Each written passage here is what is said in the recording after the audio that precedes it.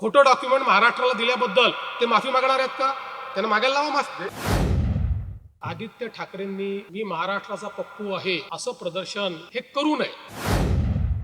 मैं आदित्य ठाकरे को थोड़ा बहुत जानता हूं, इसलिए मुझे अपेक्षा नहीं थी कि वो भी पप्पूगिरी करेंगे. राज्यामध्ये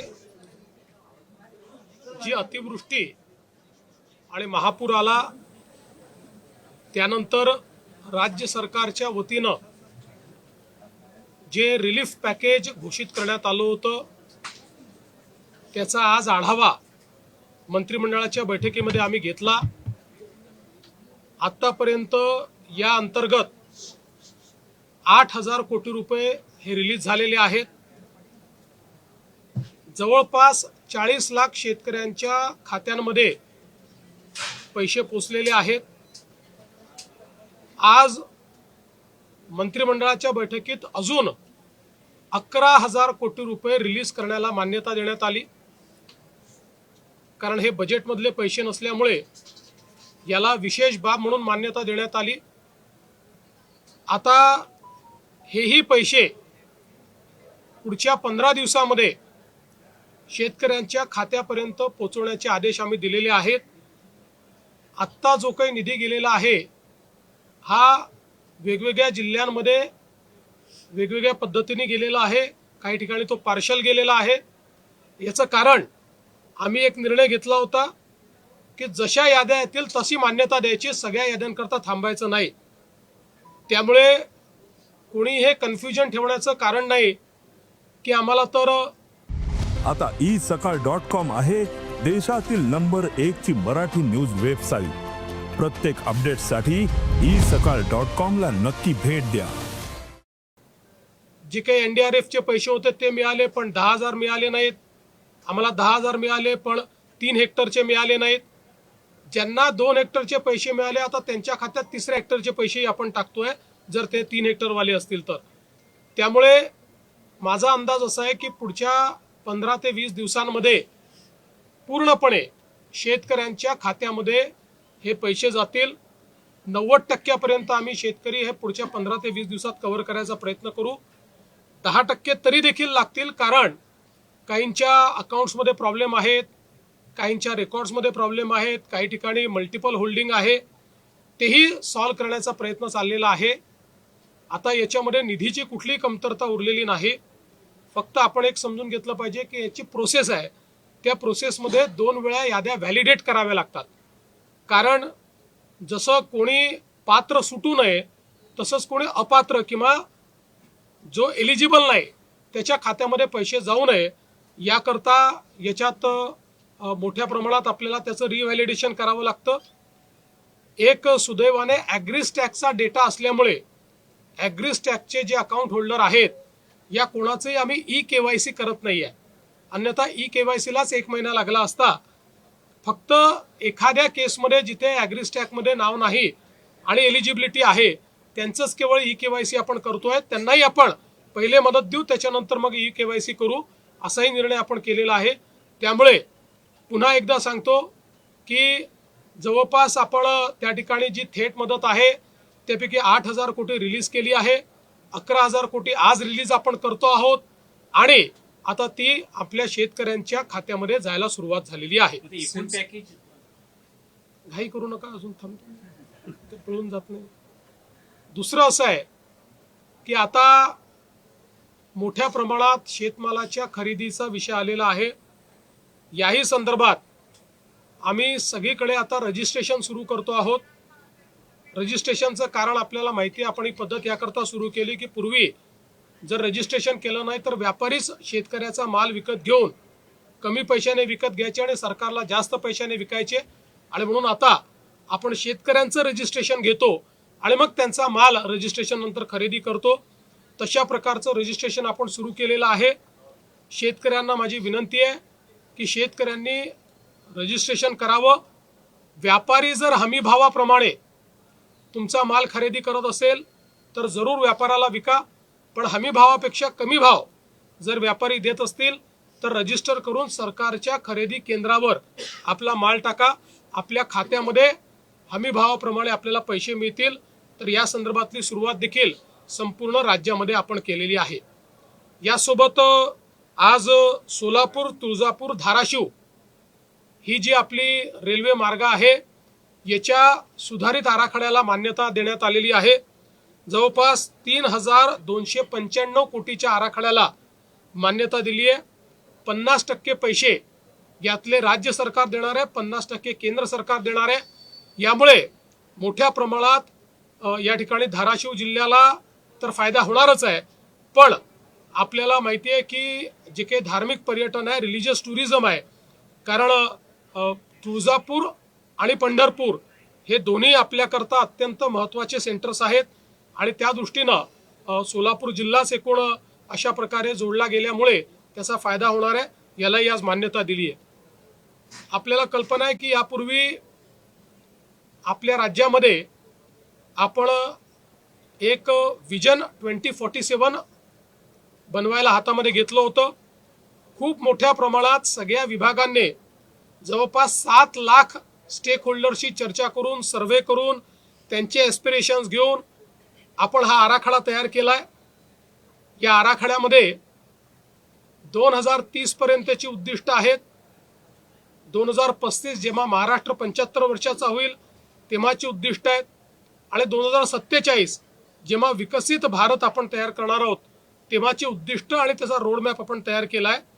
आज या विकसित महाराष्ट्र 2047 हे जे आपलं डॉक्युमेंट आहे, हा जो आपला प्लॅन आहे, याला मंत्रिमंडळाने मान्यता दिली आहे आणि आता लवकरच हा प्रकाशित केला जाईल. शेतकऱ्यांचे एकूण मदती पॅकेज जे जाहीर केलेलं आहे त्यापैकी किती टक्के अंमलबजावणी झाली? असं आहे की जे थेट शेतकऱ्यांच्या खात्यात जाणार आहे ते जवळपास 21,000 कोटी रुपयाचं पॅकेज आहे. त्यापैकी मी सांगितलं 8,000 कोटी हे आम्ही ऑलरेडी रिलीज केलेले आहेत. 11,000 कोटी आज रिलीज करण्याकरता दिलेले आहेत आणि 1,500 कोटी रुपये स्वतंत्रपणे आम्ही रिलीज करतो. त्यामुळे ते पूर्ण जेवढं पॅकेज आहे ते सगळं रिलीज करतो. वसंतदादा शुगर इन्स्टिट्यूट चौकशी संदर्भात काही बातम्या येत आहेत, त्यामध्ये काही तथ्य आहे? मला असं वाटतं की काही लोक जाणीवपूर्वक या ठिकाणी आमच्यावर अन्याय होतोय, आम्हाला मारलं जात आहे, अशा प्रकारचा एक माहोल तयार करण्याचा प्रयत्न करतायत. काही लोक विनाकारण ज्याला आपण असं म्हणू शकतो की आम्ही शहीद होतो असं दाखवण्याचा प्रयत्न करतायत. त्या सगळ्यांना मी सांगू इच्छितो, वसंतदादा शुगर इन्स्टिट्यूटची कुठलीही चौकशी राज्य सरकारने सुरू केलेली नाही. या ठिकाणी ज्यावेळेस आपला गाळप हंगामाची बैठक झाली होती त्या बैठकीमध्ये वेगवेगळे जे पैसे आपण कापून घेतो त्याचा विनियोग नेमका काय होतो या संदर्भातली माहिती घेतली पाहिजे असं सर्वसमक्ष ठरलं. त्यामध्ये आपण वसंतदादा शुगर इन्स्टिट्यूट करता वर्षानुवर्ष 1 रुपया हा कापून घेतो. त्यामुळे जसं इतरांनी त्या पैशाचं काय केलं याची माहिती मागितली तेवढीच माहिती साखर आयुक्तांनी ही वसंतदादा इन्स्टिट्यूटला मागितली आहे. त्या बैठकीत वसंतदादा इन्स्टिट्यूटचे पदाधिकारी पण होते, सगळे साखर कारखानदारही होते. सगळ्यांच्या समक्ष जे ठरलं तेवढीच माहिती मागितलेली आहे. त्यामुळे विनाकारण वसंतदादा इन्स्टिट्यूटची चौकशी चालू केली. आमच्याकडे तक्रार आली, गंभीर असेल तर आम्ही करूही, पण अशी कुठली तक्रारही आलेली नाही. त्याच्यामुळे चौकशी करण्याचा प्रश्नच उठत नाही.